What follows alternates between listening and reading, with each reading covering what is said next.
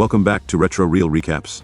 Today we are talking about the movie The Family Plan. The story revolves around a seemingly ordinary father and his unsuspecting family, who are thrown into chaos when his secret past suddenly erupts after a long time. This story begins with a man named Dan Morgan. He works at a used car dealership in Buffalo, New York. Dan is the best salesman there. We see him convincing a customer to buy a car. The customer is not sure, but Dan is very observant. He sees a mark on the man's finger from a ring and guesses he is recently divorced. Dan tells him it is time to live his life. The man agrees and buys the car. Dan's boss is very pleased. He asks Dan to take a photo for the company website because he is the top salesman, but Dan says no. He avoids having his picture taken for reasons we learn later. He tells his boss to use a photo of another salesman named Hal instead. Dan makes an excuse about celebrating his wedding anniversary and leaves work early. Dan arrives home and smiles at his house. He is a very organized man who plans everything, even his life at home. He greets his wife, Jessica Morgan, and their 3 children, Nina, Kyle, and baby Max. Dan gives Jessica flowers and she hugs him. At that moment, Jessica is arguing with Nina about college. Nina was going to go to Stanford University for journalism, but she changed her mind. Now she wants to go to Southern Iowa University with her boyfriend Trevor.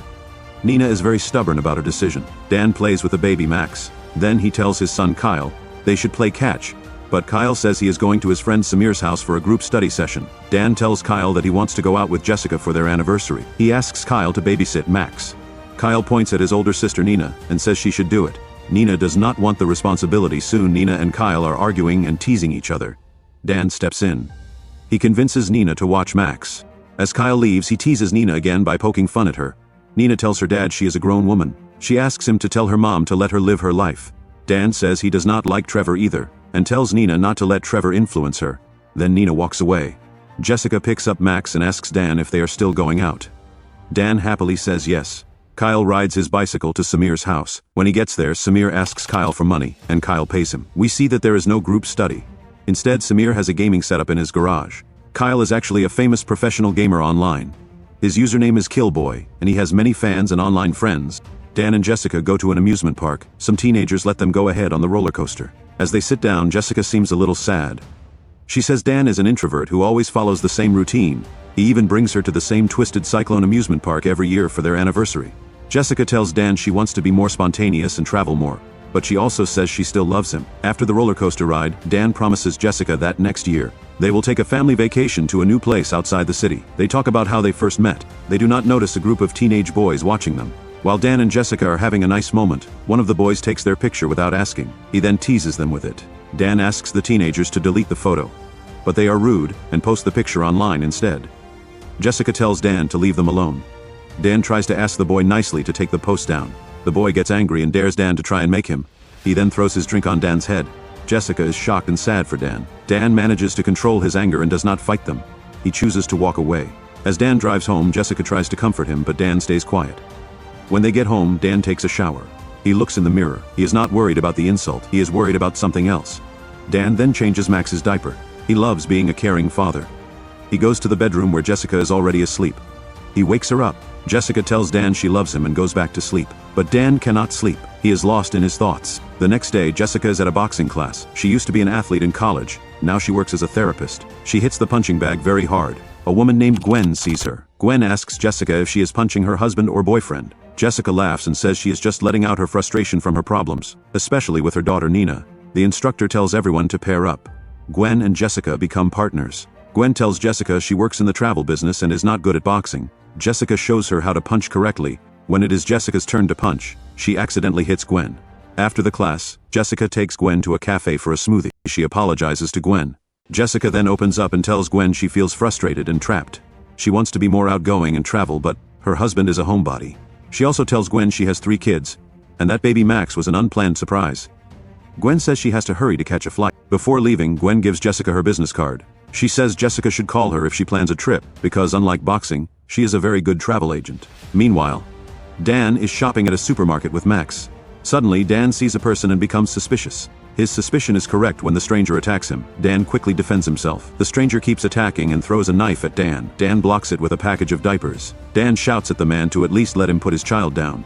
But the stranger keeps attacking. Dan then fights back with whatever he can find, surprising everyone in the store. He knocks the stranger out. After that, Dan pays for his groceries like nothing happened. He quickly drives home. He slams on the brakes and parks his car dramatically in front of his garage, surprising his neighbors. Dan rushes inside the house. He looks around and then opens a secret drawer under the stairs. Inside are weapons, passports, and a lot of cash. But the passports are expired. Worried, he quickly calls an old associate named Augie. Augie is surprised to hear from Dan, and asks how he is still alive. Dan tells Augie to make new passports for him and his family. Dan explains that his wife and kids do not know about his previous life as a trained assassin. Dan tells Augie he will be traveling for the next 3 days. He convinces Augie to make the new passports in that time, and to meet him in Vegas to hand them over. Augie agrees when Dan offers him $500,000 in cash. Dan puts Max in his car seat and drives quickly to Nina's school. He goes to the editor's room to find her, but she is not there. He asks a student where Nina is. The student says she does not tell people where others are. Dan gives her $100. She then tells him that Nina quit the school magazine 3 months ago, and is now with her friends under the bleachers. Dan picks up Max and runs to find Nina. He finds her and says he is disappointed she did not tell him about leaving the magazine. One of Nina's friends tells her that her dad is hot. Nina is upset and explains that she left because her dad never read her articles. But Dan tells her he always reads them. Dan then asks Nina where the chess room is. Nina does not answer. The same friend who thinks Dan is hot tells him the location. Dan tells Nina to come with him to find Kyle quickly, because he has a surprise for the family. But Nina says Kyle is not in chess class, which shocks Dan. Nina takes Dan to Samir's house. Samir is studying outside. Nina texts Kyle that their dad is there, but it is too late. Dan finds Kyle playing online games in Samir's garage. He scolds Kyle and tells him to get in the car. Nina laughs. Once all the kids are in the car, Dan hurries to pick up Jessica from her therapy center. Dan tells Nina and Kyle he will not tell their mom their secrets if they pretend to be very excited for a trip to Las Vegas. At the therapy center, Dan tells Jessica they are going on vacation to Las Vegas, just like she wanted. Jessica cannot believe it at first. But when Nina and Kyle act excited, Jessica gets excited too, and hugs Dan. As Dan drives his family away from the therapy center, he sees a black van. The driver waves at him in a sarcastic way. Dan thinks quickly and tells his family he knows a shortcut. He leaves the parking area, thinking he got away from the van, but soon the van starts chasing his car. Dan is in a tough spot because he cannot tell his family what is happening. He drives at high speed to avoid the chase. He takes sharp turns. He lies and says he swerved to avoid hitting a squirrel. Jessica, Nina, and Kyle are worried, but Max enjoys the ride. Dan suddenly realizes his car is being tracked. That is why the black van is still following him no matter what he does. To escape, Dan drives to his workplace. He uses a remote to open the gate. After he drives through, he closes the gate behind him. He drives his car into a service pit and lifts it up. He pretends he is doing a final inspection before the long drive. His family is unhappy to be stuck in the car. Dan finds a tracking device under the car. He quickly removes it. He secretly goes and attaches the device to a car that his coworker Hal is taking for a test drive. Dan tells Hal to drive the car fast to see if there is anything wrong with it. The people in the black van track the device and start following Hal's car instead. When it is safe, Dan tells his family they are ready to go. They start their road trip to Las Vegas. As the trip begins, Jessica opens the car window and puts her feet up on the door. She takes a picture and is about to post it online about her journey. Dan sees this. He tells Jessica, Nina, and Kyle that this will be a device-free vacation. He tells them to hand him their cell phones. Dan knows that social media is what leaked his location to the people chasing him. Without giving anyone time to react, he throws all the phones into a river. Jessica, Nina, and Kyle are shocked, but Max thinks it is fun. Dan says throwing the phones away will help the family spend time together. Everyone is annoyed. Jessica tells Dan he is out of his mind. With the phones gone, Nina and Kyle start arguing over small things. Dan is happy and tells Jessica to look. They are talking to each other. But Jessica tells him to be quiet and asks how they will get to Vegas without a phone for directions. Dan stops at an Automobile Travel Association office to get a paper map. The receptionist tells him they do not have maps anymore because they are outdated, and everyone uses the internet. But Dan insists he needs a map. The receptionist searches and finds some old dusty travel brochures and gives them to Dan. He asks for payment with a credit card. Dan does not want to use a card. He shows a fake membership card and asks to use his reward points, while also showing cash. The receptionist understands that Dan wants to hide this from his family. He tells Dan he is an elite member and takes the cash. Dan winks at his family. They continue their journey. It feels awkward at first without their gadgets, but soon they are all singing and laughing together. Back at Dan's house, a man punches a family photo of Dan. This man is Mac Caffrey, a criminal mastermind. He is there with 3 other men. It was hard to find Dan because there was no credit card use and no social media posts from his family. But they discover that Kyle is an online gamer with the name Killboy. Mac Caffrey orders his men to keep looking for Dan's family. He feels that Dan has not told his family his true identity. Dan stops at a lodge in Cleveland. In the restroom, he practices in the mirror what he will say to his family. He books 2 rooms at the lodge. But outside he sees a fan of Kyle taking a picture with him to post online. Nina tells Dan that Kyle never quit gaming and is now famous with the name Killboy. Dan immediately decides not to stay there. He tells his family all the rooms are already booked, and they have to keep driving. As they drive on, Jessica and the kids fall asleep in the car. Dan sees 3 men on a bridge and becomes suspicious. Soon, 3 of McCaffrey's men on motorcycles start chasing Dan's car. Dan thinks fast. Jessica, Nina, and Kyle are wearing headphones. He connects the headphones to the car's Bluetooth and turns the music up loud so his family will not hear what is happening. Baby Max stays awake and laughs as if he knows his dad can handle the bad guys. One of the men tries to shoot Dan. Dan shoots back and hits one of them. Another man grabs onto the car. Dan knocks him out by putting Max's milk bottle into the man's helmet. The man falls onto the road. Dan gets rid of the last biker by crashing his car into the motorcycle, making the man hit a billboard. Jessica wakes up from the noise. Dan lies and says there was a road accident. Dan drives all night. In the morning he stops near a farm so everyone can sleep. Just as Dan is about to sleep, Nina wakes up screaming because she is scared by a statue of a cow. This wakes everyone else up. Dan tells them they are in Iowa City. Jessica is surprised he drove all night. Nina is excited because she wants to see her boyfriend Trevor. She pretends she just wants to see the Southern Iowa University campus. This starts a big argument between Nina and Jessica. Dan's plan to take a nap is ruined. He has no choice but to take Nina to the campus. While walking in the campus park, Dan comforts Jessica. He says it is okay to let Nina see the campus. As they walk around, they see a campus exhibition. A student there shouts at Jessica and asks if she can do a keg stand. He then apologizes when he sees she is holding a baby and is a mom. But Jessica accepts the challenge. Kyle and Nina are embarrassed and tell her not to do it. But Jessica stands upside down perfectly on the keg, amazing everyone. All the students cheer for her. Dan, Nina, and Kyle are completely stunned. While walking on the campus, Dan sees a group of visitors with a tour guide. He decides his family should join them. Meanwhile, Kyle is with Nina and Max. He tells Nina that their family does not like her relationship with Trevor, because Trevor is not good enough for her. Kyle says Nina deserves better. Jessica tells Dan about her past as an athlete.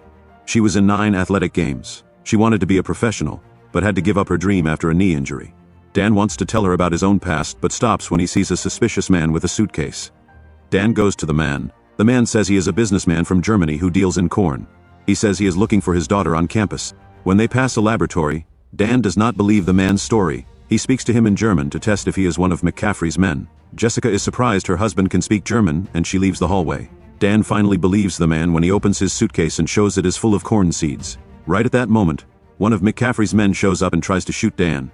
Dan quickly goes into the laboratory. A fight starts between them. After a tough fight, Dan defeats the man. He rushes outside to find his family, but Nina is not there. Jessica tells Dan that Nina went to say hello to her boyfriend Trevor. Nina goes to Trevor's room and is shocked to find him with another girl. She sees that her boyfriend is cheating on her. Nina starts crying and goes back to her family. Jessica sees that Nina is upset and signals Dan to comfort her. Dan asks Nina if she has ever heard of Kyusho Jitsu. It is a martial art that causes a lot of pain but no permanent damage. Nina says no. Dan whispers something to her. Nina rushes back to Trevor's room. When Trevor opens the door, Nina holds his arms and uses the technique Dan told her about. It leaves Trevor in pain. She curses him and leaves. When Nina comes back, she looks relieved. She and Dan high-five each other. Nina gets in the car, leaving Jessica stunned. Jessica hugs Dan. Soon the family is back on the road to Las Vegas. Kyle blows into a wrapper and it makes a loud pop. Dan thinks it is a gunshot. Everyone laughs, but Dan tells them it is not funny because he knows how serious the situation is. When they reach Denver, Colorado, Nina takes over driving from her dad. She apologizes to Dan for quitting the school magazine. She promises to get her position back as editor. Dan tells her he is proud of her, and that he really does read all her articles. This makes Nina feel important and happy. They spend the night in Colorado. Jessica and Dan get intimate. Jessica tells Dan it was a memorable night, which leaves Dan deep in thought. The next day, Dan calls Augie to ask about the passports for his family. Augie assures him everything is ready, and he will give them the passports in Vegas. Dan sits in a restaurant practicing how to tell Jessica about his past. At that moment, Kyle comes to talk to him. Kyle explains why he likes being an online gamer. He says he never feels confident in the real world, but he feels happy when he plays games as Killboy because many people like him there. Kyle says playing games needs intelligence and fast reflexes. He challenges his dad to a laser shooting game. He says if he wins, Dan cannot stop him from gaming. If he loses, he will quit. Dan agrees. They go to the laser game area. Kyle does not know Dan is skilled with weapons. Dan wins the game easily. This makes Kyle embarrassed, but Dan tries to cheer him up by giving him a hug. The family gets back on the road to their final destination, Vegas. Jessica whispers to Dan that she loves him, but Dan is worried. When they arrive in Las Vegas, they go to their hotel room. Everyone is very happy and excited to see the fancy room. Jessica cannot believe it. But Dan quickly goes outside using a weak excuse. He is actually going to meet Augie at a bar to get their new passports and flight tickets to Vancouver. Later, Dan returns to the room and gets ready for dinner with Jessica. He makes sure to bring some weapons. Before leaving, he tells Nina and Kyle not to leave the room or open the door for anyone. But the kids are waiting for their mom and dad to leave. Soon after Dan and Jessica go, Kyle and Nina sneak out of the room to explore Vegas, and they take Max with them. Meanwhile, one of McCaffrey's men spots Dan and his family in Las Vegas and reports it to his boss. As Nina and Kyle walk around, they find an online gaming zone. There, Kyle meets a professional gamer named Ren. Ren likes Nina at first sight and asks Kyle to play a game for him so he can talk to Nina. At the restaurant, Dan tries to tell Jessica about his past. The waiter speaks a little French, and Dan replies in French. The waiter says he is not good at French and only knows a few words. Jessica is stunned that Dan knows French too. Dan then tells her everything in French, but she cannot understand it. Still, she praises him anyway. Kyle gets ready to play an online game after Ren asks him to take his place. They do not know that McCaffrey's men are secretly watching them from a distance. After dinner, Jessica and Dan return to their suite. Jessica looks for the kids, but Nina and Kyle folded their blankets to look like people sleeping. Jessica does not realize the kids are missing. They also do not realize that McCaffrey's men have already broken into their suite. Jessica gets romantic and plays music, but Dan is worried and wants to tell Jessica everything. Suddenly, Dan sees he is being targeted by a laser sight from a gun. He looks for cover, and the shooting starts. Using his skills, Dan manages to handle two of the intruders, but he quickly lowers his weapon when McCaffrey's man, Coogan, holds Jessica hostage. Dan puts his gun down but secretly grabs a knife. He tells Coogan to leave Jessica because she does not know anything. Jessica is shocked when Coogan calls Dan by the name Sean. Dan sees a chance and throws the knife. It hits Coogan in the eye and kills him, freeing Jessica. Jessica is in shock. Dan tells her he can explain everything. Jessica vomits. Dan comforts her by saying it is normal and everyone does it the first time. Jessica quickly goes to the kids' room and finds no one there. They decide to search for them at the gaming place. Dan tries to talk to Jessica, but she tells him not to speak to her. She scolds Dan for keeping secrets from her. She even says she does not want to see him again. Meanwhile, Kyle wins the online game match. Jessica and Dan arrive at the gaming area to pick up Kyle and the others. Dan finally tells them his past. He was a secret killer who escaped from his group to start a new life as a normal person. Since then, McCaffrey and his men have been chasing him because they want to kill him. Kyle and Nina cannot believe this story. They start laughing until gunshots are fired at them. Dan quickly leads his family to hide in a casino. Dan creates a distraction and tries to shoot one of McCaffrey's associates, but she is wearing a bulletproof vest. Dan takes her weapon without realizing she is still alive. He finally manages to defeat her, leaving his whole family shocked by his shooting skills. Kyle vomits, and Jessica comforts him by saying it is normal, and everyone does it the first time, recalling what Dan told her. Kyle seems lost. After what happened, Dan tells his family his real name is Sean. He was in the military and McCaffrey recruited him for special missions to take out criminals the law could not touch. But later, Dan found out McCaffrey was just using him to kill people for money, so Dan decided to run away. Nina asks how many times he has been in this. Dan says 26. Jessica is shocked and says, "You killed 26 people." Dan says, "No, I did 26 operations." Then he admits he actually killed 39 people, not counting this trip. If this trip is included, the total is 43. Jessica, Nina, and Kyle are stunned. Dan explains that McCaffrey was like a father to him. He trusted him, but McCaffrey became greedy and turned him into a mercenary. When Dan refused to work for him, McCaffrey started hunting him. Dan gives his family their new identity passports. But Kyle and Nina are upset. They feel their dad has ruined their lives. They walk away. Jessica is also angry. She feels tricked after 18 years of marriage. Dan tries to explain, but Jessica does not want to listen. She tells Dan she will now make decisions for her kids. Dan says it is not safe to go back to Buffalo, but Jessica does not listen. This makes Dan very sad. Jessica calls Gwen to arrange their trip back to Buffalo from Vegas. Dan sits outside to guard his family. The next morning, Jessica leaves with the kids. Dan tells her they should not go to the airport. Jessica says they have other plans. Dan tries to stop her, but Jessica is stubborn and leaves Dan. Dan has tears in his eyes, because he cares deeply for Jessica and his family. Jessica and the kids meet Gwen. They are surprised she has arranged a private jet for them. On the plane before takeoff, Gwen talks sarcastically about an ex-boyfriend who lives in Buffalo now. He married someone else after leaving her years ago. Jessica becomes suspicious that Gwen is talking about Dan. Jessica tries to leave, but suddenly McCaffrey appears. He confronts them. Gwen liked Dan and wanted to marry him, but Dan left her for Jessica. Gwen is actually working with McCaffrey. She trapped Dan's family to hand them over to McCaffrey. She wanted to get Dan back. McCaffrey takes Jessica and the kids hostage to force Dan to meet him. Dan is sitting heartbroken in his room. He gets a call from McCaffrey. McCaffrey shows him that he has his family. He tells Dan to come alone to the old Poseidon casino in 30 minutes. Dan quickly goes to the casino. Mac Caffrey's men use a drone to watch him arrive. Inside, a man named Spiros handcuffs Dan and takes him to the room where Mac Caffrey is holding his family. Mac Caffrey welcomes Dan. In a big twist, during their talk, it is revealed that Mac Caffrey is actually Dan's father. Nina and Kyle are shocked to meet their grandfather. Mac Caffrey is disappointed because Dan left him 18 years ago for Jessica. Mac Caffrey asks Dan to come back as his top assassin. Dan says no. Mac Caffrey orders Gwen to shoot Jessica. Afraid for his family, Dan quickly agrees to do what his father wants. He makes Mac Caffrey promise to send his wife and kids safely back to Buffalo. Mac Caffrey agrees. Spiros takes Jessica and the others out to escort them to the airport. In the elevator, Jessica, Nina, and Kyle argue that they cannot leave Dan behind.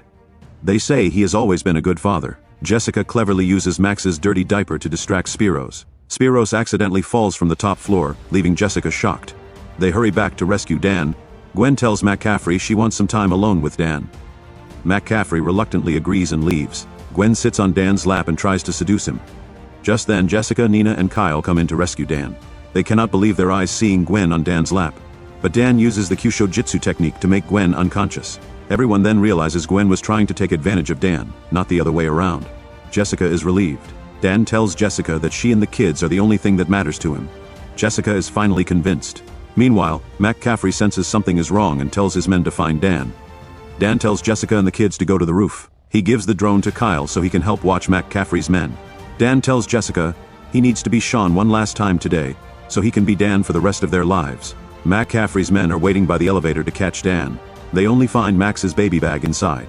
Dan tricked them by putting a bomb in the bag. When the men check it, it explodes and surprises them. At the same time, Dan starts fighting Mac Caffrey's men one by one. Kyle helps by using the drone to tell Dan where the enemies are. Mac Caffrey watches all this. He keeps trying to convince Dan to join him, but Dan says no. Mac Caffrey calls Gwen. She wakes up and he tells her to find Dan's family. Dan aims his gun at Mac Caffrey from upstairs and asks his father to stop. But Mac Caffrey orders his men to shoot at Dan. Dan dodges all the bullets on the roof. Jessica sees someone coming up in the elevator. She tells her children to hide and gets ready to face Gwen. But Gwen stays hidden in the elevator. Jessica, who is not good with guns, shoots all her bullets. This lets Gwen come out and go to the roof. Downstairs, Dan has trouble seeing the enemies after Mac Caffrey shoots down the drone Kyle was using.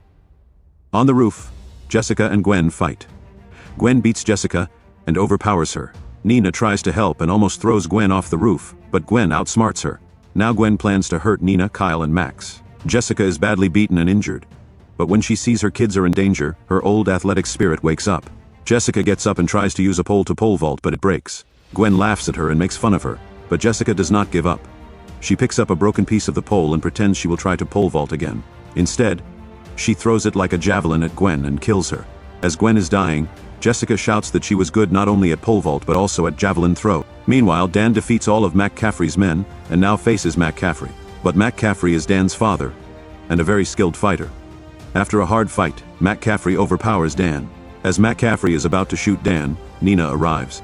She gives a speech to her grandfather, trying to convince him to be good and that family is important. At first it seems Mac Caffrey will listen, but Mac Caffrey is cold-hearted and says her words have no effect. Nina says she never expected him to change and was only buying time for her father. Dan uses this chance to knock out Mac Caffrey.